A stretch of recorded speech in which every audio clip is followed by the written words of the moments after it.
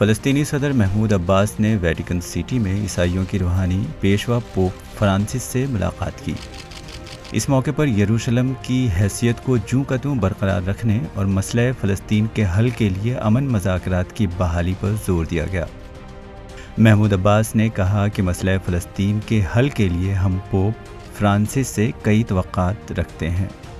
Pope Francis نے اسے قبل یہ واضح کر دیا تھا کہ دو ریاستی حل ہی مشرقی وسطی میں امن کو یقینی بنا سکتا ہے۔ اسرائیل کے حوالے سے پوپ فرانسس امریکی موقف سے اختلافات رکھتے ہیں۔ ٹرمپ کی قیادت میں امریکہ اب اپنے پرانے پالیسی میں رد و بدل کرتے ہوئے دو ریاستی حل کے بجائے ایک ریاستی حل پر زور دے رہا ہے۔